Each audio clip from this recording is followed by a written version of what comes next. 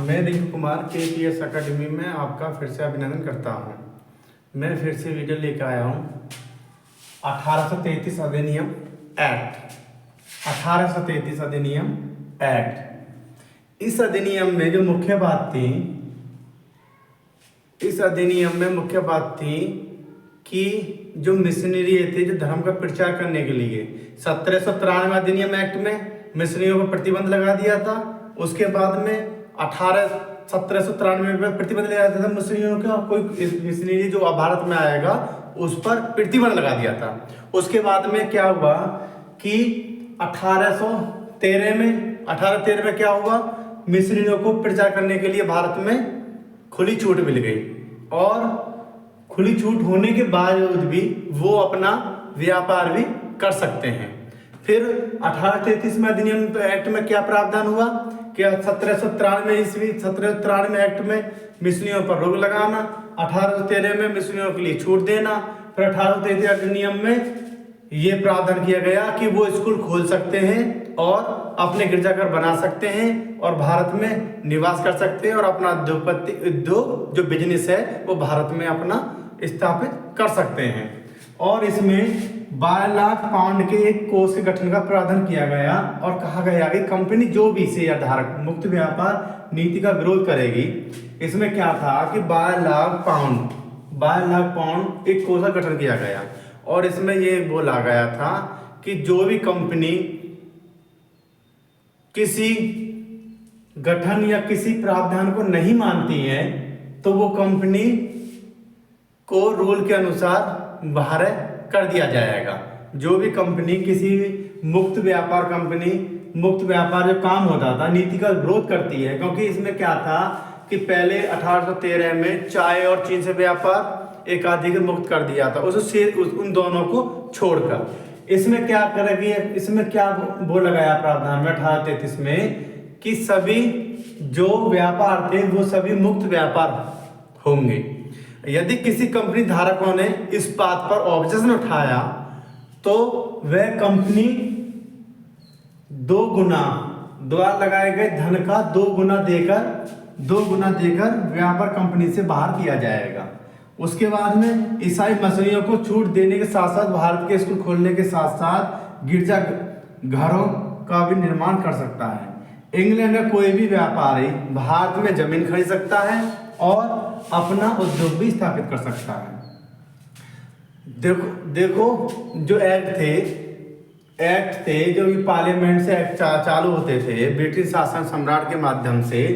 तो पहले 1793 ईस्वी में ईसाइयों मिशनरी उस पर प्रतिबंध लगा दिया था। उसके बाद में 1813 में क्या करा, 1813 मिशनरियों को छूट दे दी, जिससे कि वो सम्राट के अनुमति के धर्म का प्रचार कर सकते हैं। फिर 1833 में फिर क्या छूट दी गई, मिशनरियों के लिए धर्म का प्रचार कर सकते हैं, प्लस स्कूल खोल सकते हैं, प्लस गिरजाघर बना सकते हैं, और प्लस जो ईसाई इंग्लैंड के जो व्यापारी थे वो अपने व्यापार भारत में स्थापित कर सकते हैं।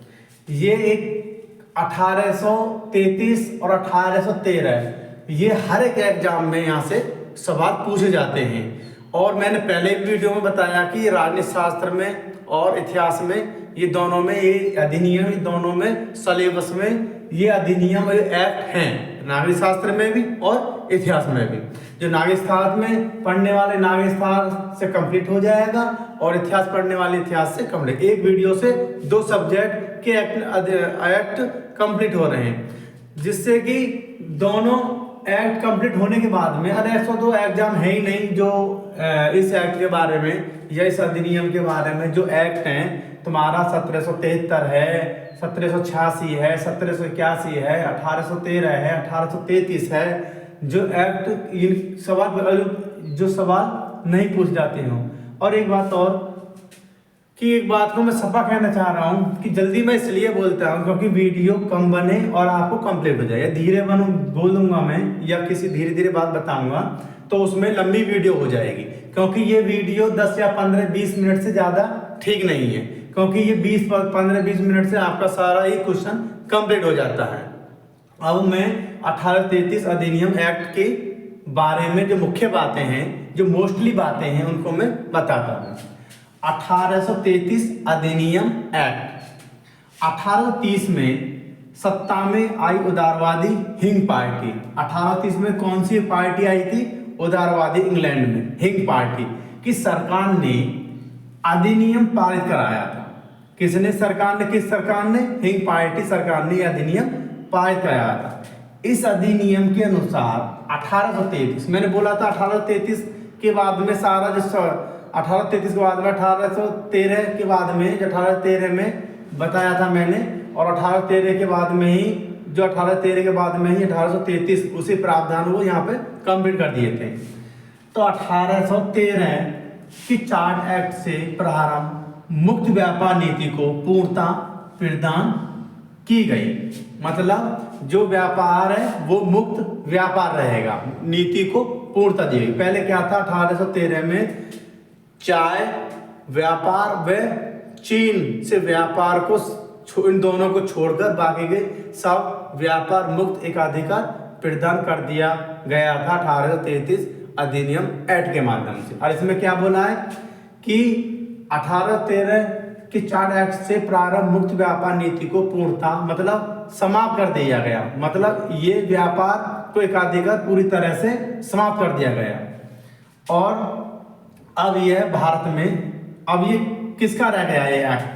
भारत में अब ये राजनीति व प्रशासनिक संस्था मात्र रह गई थी। ये एक्ट क्या रह गए थे? अब 1833 एक्ट क्या रह गया था? मात्र राजनीति एवं प्रशासन संस्था मात्र रह गई थी। बाकी के जो इसी नियम थे वो सब इसमें खत्म कर दिए।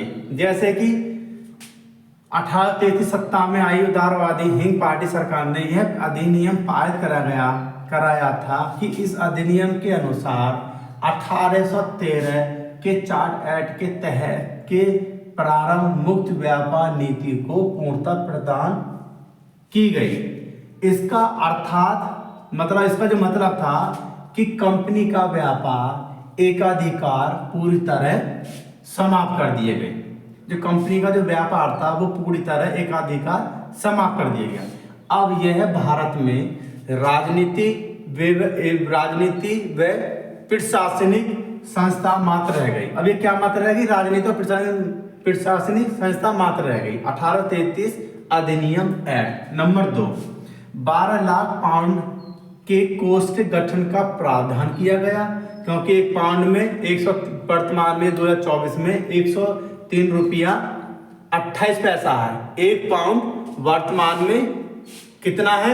103 रुपया 28 पैसा। तो इसमें बोला था कि 12 लाख पाउंड के एक कोष बनाया गया, जिसमें पैसा 12 लाख पाउंड लगाया गया, उसका गठन किया गया।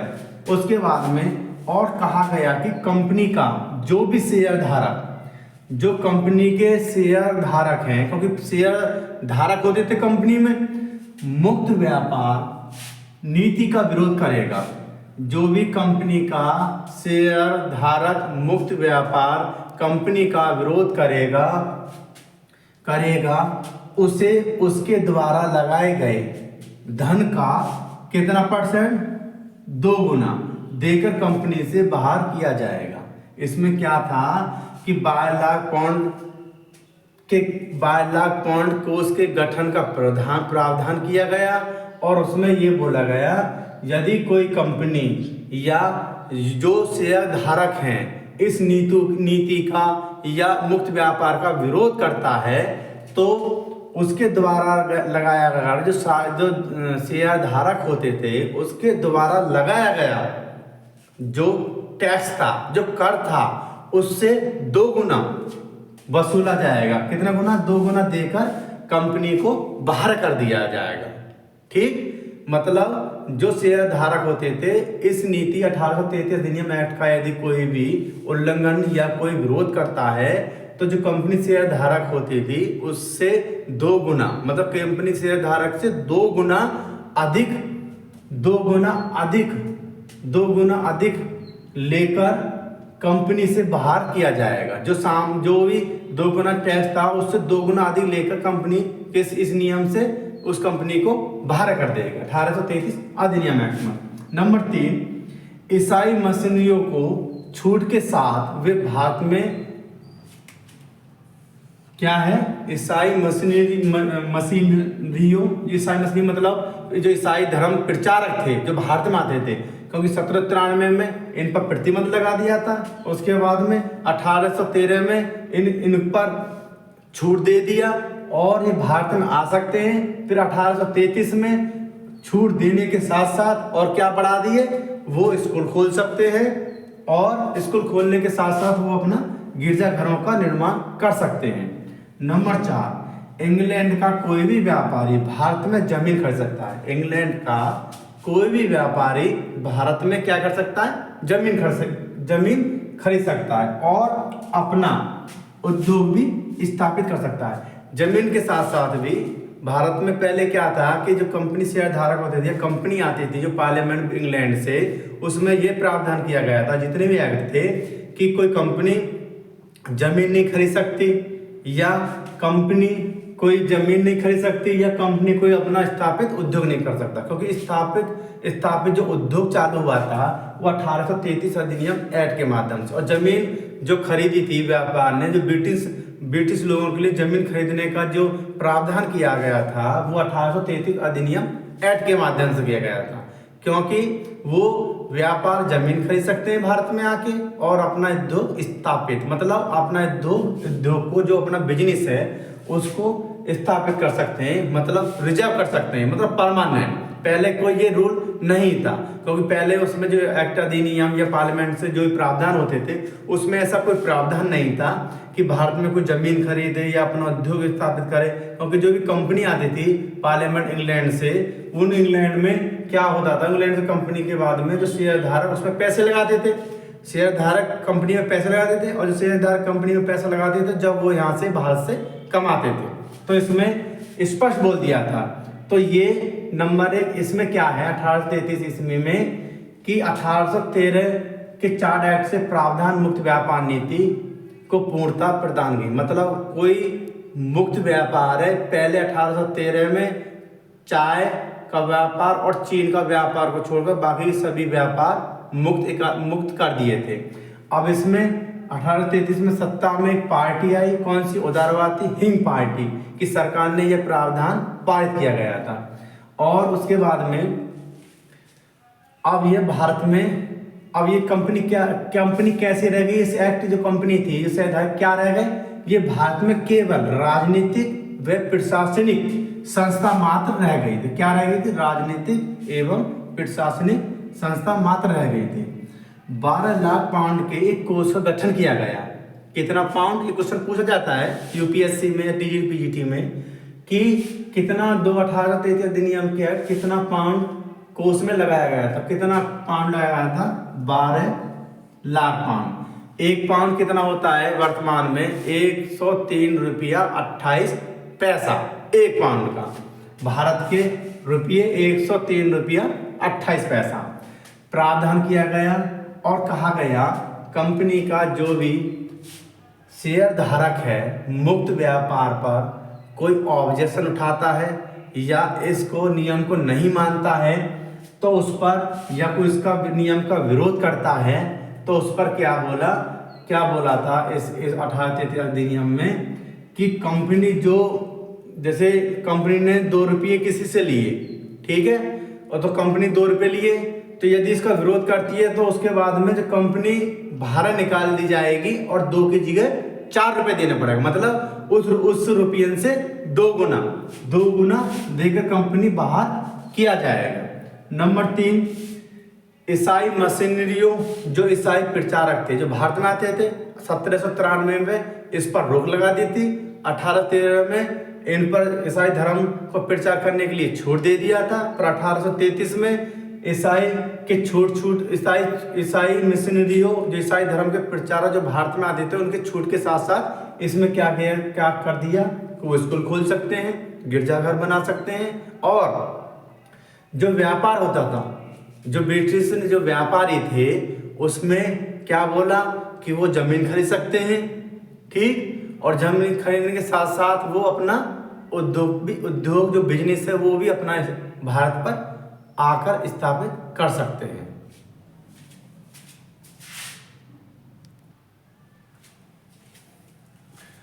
और 1833 अधिनियम एक्ट में और क्या बोला था कि इसमें बोला था कि इस अधिनियम में कहा गया कि जन्म स्थान, धर्म, मतलब जन्म स्थान, धर्म या जाति, रंग आदि के आधार पर भारत की सार्वजनिक जो सेवा हैं उसमें कोई नीतियों में कोई भेदभाव नहीं किया जाएगा। मतलब किसी जाति के ऊपर नहीं, किसी धर्म के ऊपर नहीं और किसी रंग के आधार पर कोई भेदभाव नहीं किया जाएगा। जो भारत की सेवाओं, जो भारत की सार्वजनिक सेवाओं तथा सरकारी नीतियों में कोई भेदभाव नहीं किया जाएगा।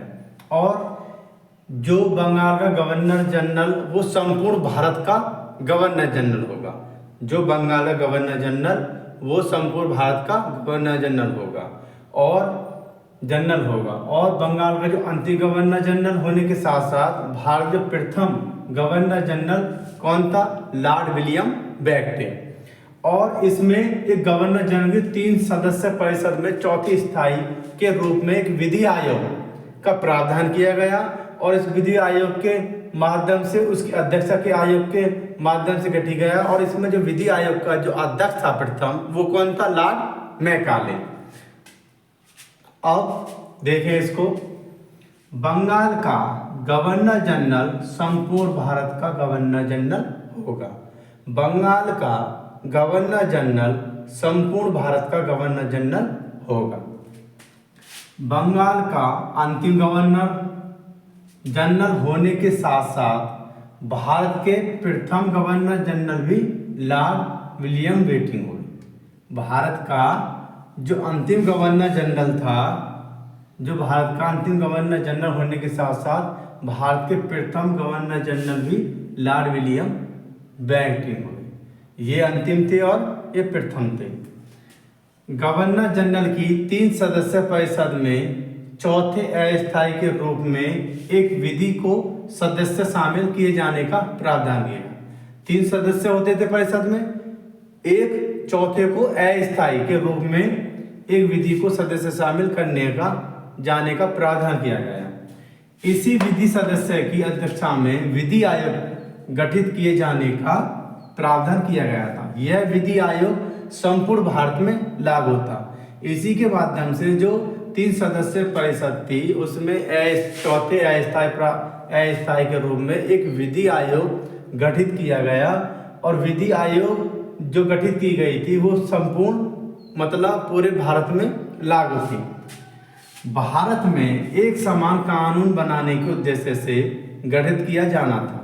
जो विधि आयोग था क्या था उसका उद्देश्य?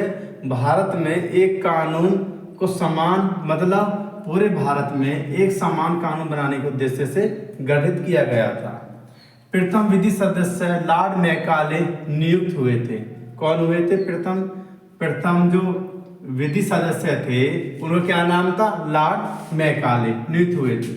और उसी अध्यक्षता में प्रथम विधि आयोग भी गठित किया गया था।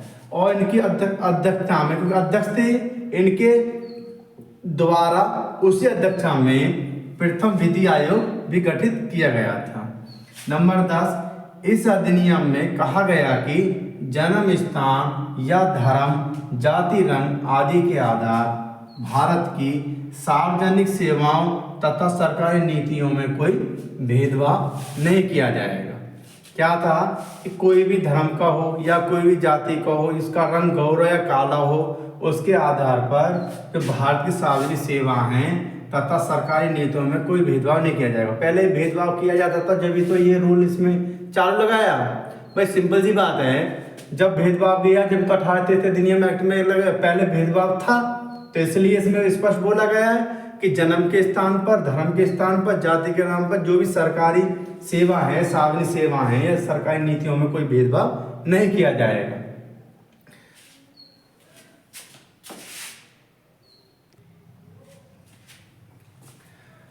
इसमें 1833 अधिनियम में और क्या एक्ट किया गया है? इसमें 1833 अधिनियम में एक्ट में दास प्रथा की समाप्ति की जाने का प्रावधान किया गया था। 1833 अधिनियम एक्ट बना था, उसमें दास प्रथा का प्रावधान था, मतलब दास प्रथा खत्म करना। लेकिन दास प्रथा खत्म नहीं हो पाई और 1843 ईस्वी में। लेकिन दास प्रथा की समाप्ति 1843 ईस्वी में कानून बनाकर की गई थी। इसमें क्या बोला था, जो 1833 अधिनियम एक्ट में दास प्रथा समाप्त की जाने का प्रावधान किया गया, लेकिन दास प्रथा समाप्त नहीं हो पाई। और जो दास प्रथा जो समाप्त हुई थी, समाप्ति 1843 ईस्वी में कानून बनाकर की गई थी। नंबर 12, इसके अंतर्गत प्रशासन का केंद्रीकरण, क्योंकि प्रशासन का केंद्रीकरण हो गया था, किया गया। भारतीय कानून का वर्गीकरण किया गया। इसमें क्या बोला था कि जिसके अंतर्गत प्रशासन का केंद्रीकरण किया गया और भारतीय कानून का वर्गीकरण, मतलब भाग, वर्गीकरण का मतलब अलग अलग वर्ग बांट दिए।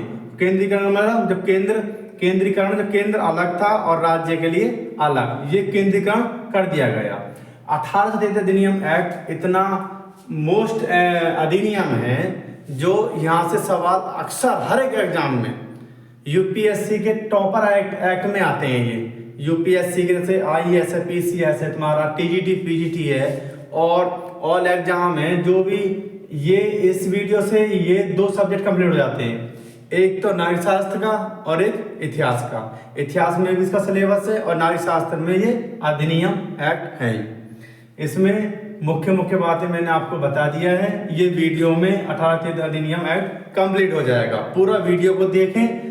ऐसा नहीं है जो पॉइंट जो मैंने अलग अलग बुकों से या NCERT बुक से पॉइंट अलग अलग करके और एक किताब में लिखने के बाद मैंने ये आपको बताए हैं। ये हर एक एग्जाम में पूछा जाता है यहाँ से सवाल। KPS अकेडमी चैनल को सब्सक्राइब करें, लाइक करें, शेयर करें, बेल आइकन को प्रेस करें। और मैं आराम से इसलिए बताता हूँ, पहले बोला था आपने कि तेज बोलते हैं सर आप, ये तेज बोलने, अब मैं आराम से इसलिए बताता हूँ। अब आराम से इसलिए है क्योंकि जो वीडियो जो आराम से बताऊंगा तो काफ़ी लंबी हो जाएगी। और ये जो पॉइंट है एक्ट अधिनियम में ज़्यादा, किसी में 4 पॉइंट, किसी में 5 पॉइंट, किसी में 11 पॉइंट, जो मोस्टली मैं अधिनियम एक्ट बता रहा हूँ। धन्यवाद।